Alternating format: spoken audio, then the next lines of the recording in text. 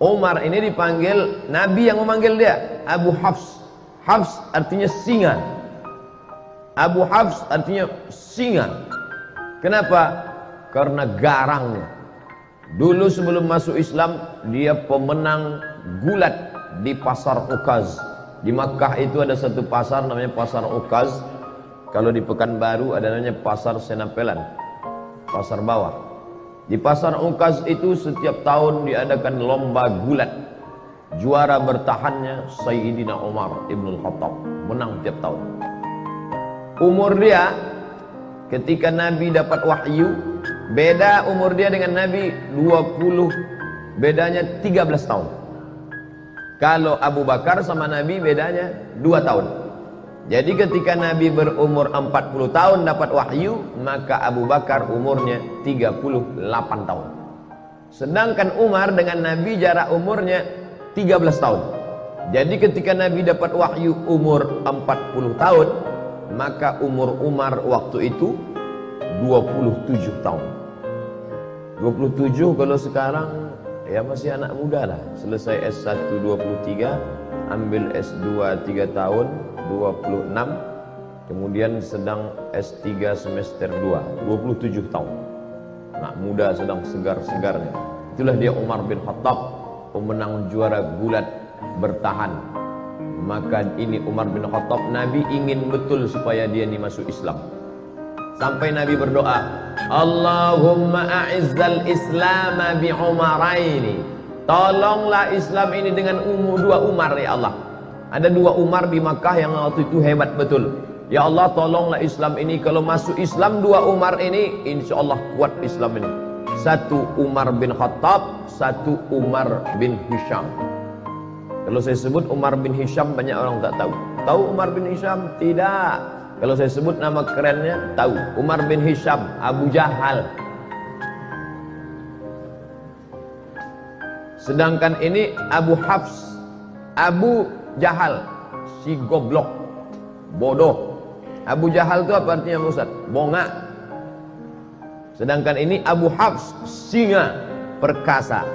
Nabi minta pada Allah, ya Allah, kalau bisa 2 orang Umar ini masuk Islam, mantap Islam ini. Dan Umar bin Khattab masuk Islam. Abu Jahal mati dalam keadaan kafir. Tapi masuk Islamnya tak cepat, lama. Tahun 1 tak masuk Islam. Tahun beda dengan Abu Bakar. Abu Bakar tahun 1 langsung masuk Islam. Tahun 2, tahun ke-6 baru dia masuk Islam. Dia memusuhi Islam. Siapa yang masuk Islam, ada budak dia, hamba sahaya dia masuk Islam, habis disiksanya. Lalu kemudian pernah satu hari dia mau membunuh Nabi Muhammad. Keluar dari rumah, dicabutnya pedang. Jumpa sama kawannya. Kau mau kemana Umar? Aku mau memancung kepala Muhammad. Ente tahu, ente Bani Adi. Mereka pakai Bani. Anak-anak keturunan Adi disebut Bani Adi. Muhammad sallallahu alaihi wasallam itu Bani Hashim. Muhammad bin Abdul Muttalib bin Hashim bin Abdi Manaf. Maka dia Bani Hashim. Kau mau membunuh siapa? Aku mau membunuh Muhammad. Kau tahu tak Muhammad itu siapa? Muhammad anak Abdullah, anak Abdul Muttalib, anak Hashim, anak Abdi Manaf, anak Qusay. Qusay itulah yang membangun kota Makkah ini. Kalau sampai anak cucu kemanakan mereka ini mati, ente habis nanti. Akhirnya tak jadi dia bunuh Nabi Muhammad sallallahu alaihi wasallam. Suatu hari dia bertamulah ke rumah adiknya. Nama adiknya Fatimah bintil Khattab. Nama dia Umar bin Khattab. Fatimah bintil Khattab ini punya suami namanya Said. Dia dah dapat kabar si Said sama adiknya ini masuk Islam sudah. Tapi berita itu masih isu lagi. Masih infotainment. Masih was-was. Maka datanglah dia bertamu. Kebetulan si Said sama Fatimah sedang baca Quran. Tapi suara mereka pelan-pelan. Nama penjaganya namanya Khabbab. Khabbab, ya. Adikku tadi baca apa? Tak ada kata Khabbab. Tapi aku dengar sesuatu. Masuk dia ke dalam, ditinjunya adiknya itu. Pertama adik iparnya dia tinju. Tentu menang, kalau dia pemenang gulat tiap tahun. Habis dia tinju adik iparnya, lalu kemudian adik dia perempuan yang lemah tu dia tinju. Tapi kemudian dia tengok tak ada rasa takutnya. Maka dia heran nih, ini adikku perempuan, lemah. Tapi ketika kita kan bisa menengok orang, kalau kita gertak dia takut, pucat dia lari. Ini enggak. Berdarah, keluar darah dari wajah Fatimah bintul Khattab, tapi dia tak takut. Maka Umar mengaku, setelah dia masuk Islam baru dia ngaku. Apa kata dia? Kata dia, sya'urtu bid-dha'fi lamma ra'aitu dama kharaja min wajhiha. Aku tiba-tiba merasa diriku lemah ketika aku tengok darah keluar dari wajahnya. Jadi saudara-saudara kita yang nampaknya lesu, lemah, tapi dikuatkan oleh Allah, dikuatkan malaikat, maka orang-orang yang merasa diri hebat itu merasa lemah dalam dirinya. Ini terjadi pada Sayyidina Umar bin Khattab. Dia menang, juara gulat bertahan tiap tahun, badannya kekar, kokoh. Adiknya ini perempuan, lemah. Ketika dia tinju sampai berdarah, tapi tak ada rasa takutnya. Ternyata Umar yang kuat itu, dia rasa dalam dirinya, oh kok tiba-tiba aku merasa lemah. Lalu kemudian dia tarik kertas dari tangan adiknya itu. Apa yang sedang kau baca ini? Betullah ternyata kabar yang kudengar selama ini, kalian sudah suami istri masuk Islam ya. Ini rupanya kalian ikut Muhammad. Aku memusuhi orang, adik iparku dan adik kandungku sendiri sudah ikut Muhammad sallallahu alaihi wasallam. Ditariknya. Apa kata Fatimah? Fatimah adik dia, Fatimah bintil Khattab. Ya Umar ibn al-Khattab, innaka najassun bisyirkika. Dengan mulut berdarah dia katakan, hai Umar bin Khattab, engkau najis karena kau syirik. Bukan dia takut, ada kekuatan dalam dirinya. Umar yang sedang down, sedang rasa lemah, menengok adiknya tegar, malah kata-katanya, innaka najasun, kau najis karena kau syirik, maka kau tak layak, la yamassuhu illa tahirun. Tidak ada yang layak memegang lembaran ini. Waktu itu belum ada Quran 30 juz. Jangan bayangkan Umar memegang besar begini. Enggak, lembaran-lembaran, suhuf namanya, lembaran, selembar-lembar. Ada ditulis di tulang onta, ada ditulis di pelepah korma, ada ditulis di batu-batu, tapi ada kertas yang masuk. Karena Mesir sudah ada kertas, mereka sudah punya hubungan dagang. Orang-orang Yahudi sudah ada mulai ketemu kertas, tak banyak. Salah satu kertas itu dipegang oleh Fatimah, ditarik oleh Umar bin Khattab. Ketika itu bangkit keberanian Fatimah karena membela Quran, tak boleh dipegang oleh orang bernajis. La yamassuhu illa tahirun. Tak boleh memegang ini kecuali orang yang suci. Tiba-tiba Umar yang perkasa itu meletakkan lembaran itu, dia mandi. Dia rasa diri dia lemah, adiknya yang berdarah ini kuat.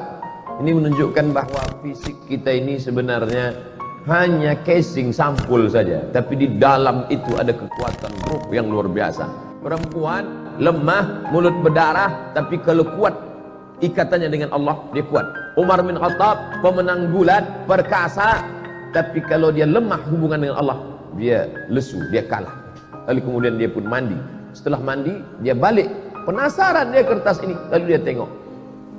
Toha, ma anzalna alaikal Qur'ana litashqa. Kebetulan yang dibaca adiknya itu surat Toha. Toha, ya Muhammad sallallahu alaihi wasallam. Ma anzalna alaikal Qur'ana litashqa.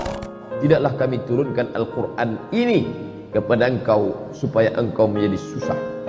Dia tengok susunannya pelan-pelan.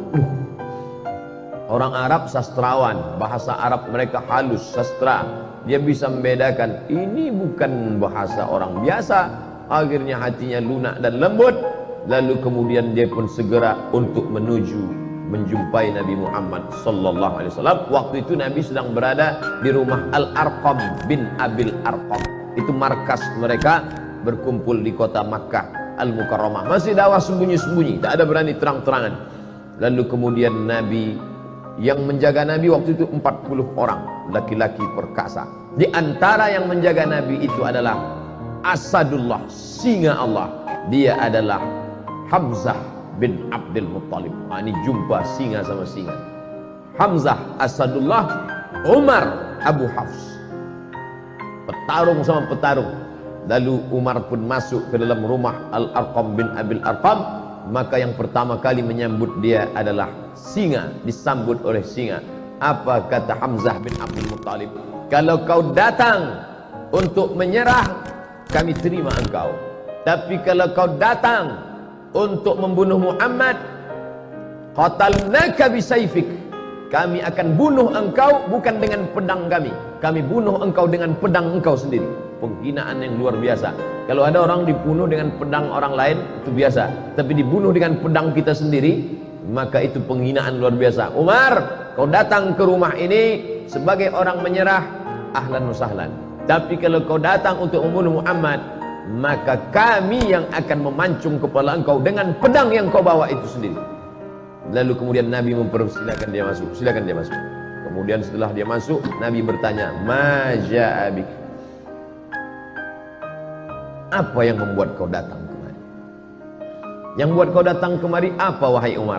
Waktu itu Umar menjawab, "Ji'tu li'u'mina bika, ji'tu li'u'mina billah wa bika wa billadzi unzila ilaik."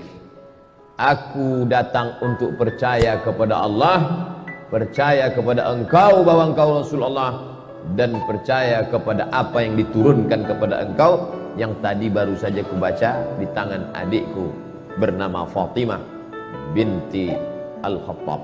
Dia Umar bin Al-Khattab. Lalu kemudian dia pun bersyahadat di hadapan Nabi SAW. Lalu sahabat semuanya gembira senang karena terkabullah doa Nabi. Salah satu Umar masuk Islam, Umar bin Khattab. Lalu sahabat bertanya, "Alasna alal haq?" Apakah kita ini dalam kebenaran? Apa kata Umar? Untuk apa lagi kita bersembunyi? Maka sejak itulah orang berani membaca Quran dengan suara jahar. Sebelumnya kalau baca Quran seperti dengungan tawon di dalam sarang. Setelah Umar bin Khattab masuk Islam, mereka berani karena ada dua singa yang sudah mengawal Nabi Muhammad sallallahu alaihi wasallam. Yang satu Hamzah bin Abdul Muttalib Asadullah, yang satu lagi adalah Umar Al-Faruq Abu Hafs. Maka mereka baca Bismillahirrahmanirrahim, Taha ma anzalna alaikal qur'ana litashqa. Maka mereka lantang membacanya. Lalu kemudian Islam pun menjadi kuat dengan berbagai cobaan dan ujiannya, sampailah pada masa hijrah. Lalu kemudian Umar bin Khattab termasuk orang yang pertama golongan yang ikut hijrah bersama Nabi Muhammad sallallahu alaihi wasallam. Jadi kalau Nabi hijrah umurnya 53 tahun kurang 13, berarti Umar waktu hijrah itu umurnya 40 tahun. Sebayalah dengan saya sekarang 40 tahun. Umar bin Khattab waktu itu macam saya, tapi badannya tak macam saya. Dia kena juara gulat, dia tegak. Umar bin Khattab tinggi, besar. Lalu kemudian dia pun pindah ke kota Al-Madinah Al-Munawwarah, mengikuti Nabi sallallahu alaihi wasallam. Anaknya dinikahkannya dengan Nabi sallallahu alaihi wasallam, itulah bernama Hafsah Ummul Mukminin. Makanya Abdullah bin Umar banyak meriwayatkan hadis. 7 di antara sahabat Nabi yang banyak meriwayatkan hadis adalah Abdullah bin Umar.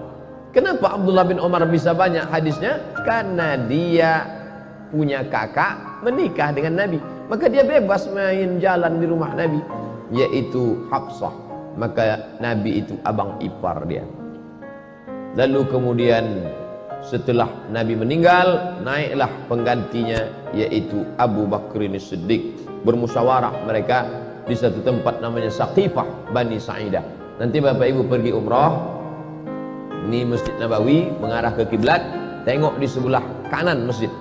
Setelah keluar dari pintu Babus Salam, terus saja setelah Museum Al-Quran, Museum Asmaul Husna, di sana itu ada taman, hotel keliling, tapi yang di situ tetap taman, memang tak boleh dibangun. Itulah dia Saqifah Bani Sa'idah.